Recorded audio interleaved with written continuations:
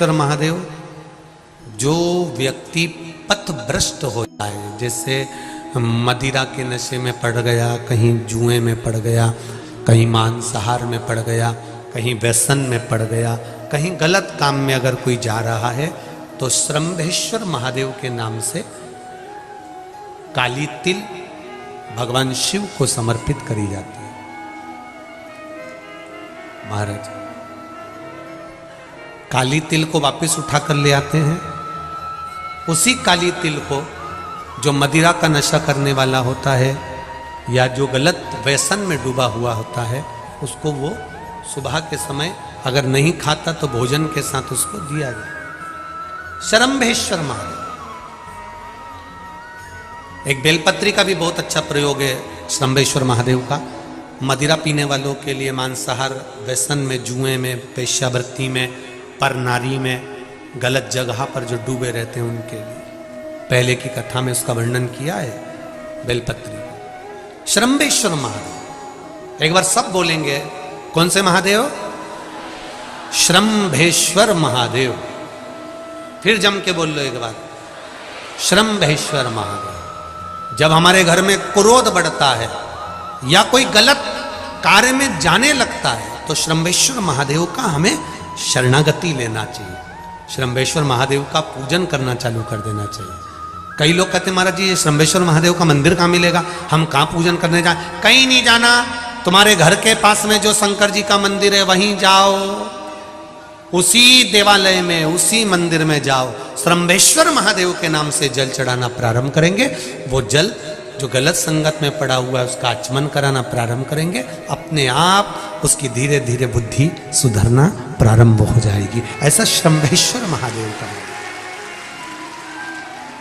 कुछ स्थान हमारे यहाँ पर बड़े सुंदर सुंदर स्थान निश्चित किए गए हैं, जैसे कैंसर आदि के मरीज के लिए हम लोग पहले भी कहते हैं कि त्रिजुगी नारायण का जल बड़ा महत्व रखता है।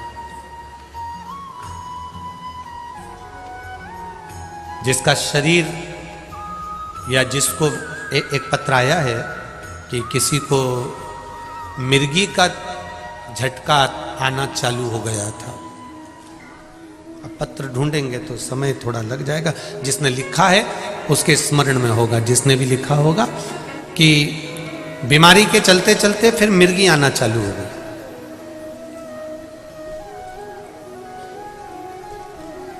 जिसने भी लिखा है वो दोनों हाथ एक बार हिला देना, जिसके लिए भी लिखा हुआ वो इतना ध्यान नहीं आ रहा।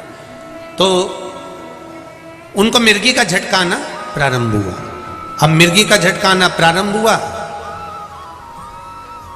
कई महीने निकल गए, मिर्गी के झटके ही बंद नहीं हुए। तब उन्होंने पत्र में लिखा है कि श्रम्भेश्वर महादेव का आपने जो वर्णन करा था 31 बेलपत्र वाला, गुरुजी हमने वो 31 बेलपत्र वाला प्रयोग करना प्रारंभ करा और उन्होंने पत्र में लिखा है कि मिर्गी के झटके भी बाबा की कृपा से ठीक हो गए हैं, अब कोई झटके उनको आ नहीं। श्रम्भेश्वर महादेव का जो वर्णन है, श्रम्भेश्वर महादेव का जो गुणगान है, ये कोई साधारण नहीं है। शिव महापुराण में भागवत के प्रहलाद चरित्र को लाकर रखा गया है केवल श्रम्भेश्वर महादेव के प्रागट्य के लिए। ऐसा श्रम्भेश्वर महादेव का गुणगान। एक बार फिर आप लोग भूल ना जाओ, उसके लिए एक बार फिर से बोल लो, कौन से महादेव?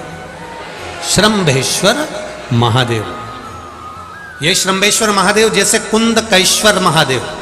कुंदकेश्वर महादेव का क्या काम है? माता पार्वती ने विदल उत्पल को मारने के लिए जो कुंदुक फेंका था, वो कुंदुक भगवान शंकर के पांव में जाकर गिरा था, तो शिव जी का नाम कुंदकेश्वर हो गया था।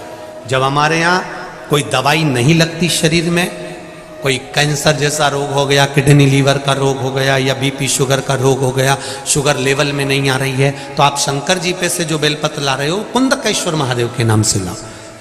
दवाई खाओ, डॉक्टर को दिखाओ, सारी जांचें कराओ, डॉक्टर के अनुसार चलो, डॉक्टर जैसा बताए वैसा करो, पर उस दवाई को भी शिव जी से कहकर कि बाबा कुंदकेश्वर महादेव का नाम लेकर उस दवाई को भी हम कुंदकेश्वर महादेव का प्रसाद समझकर पाना प्रारंभ करो, धीरे धीरे आराम लगना प्रारंभ होगा।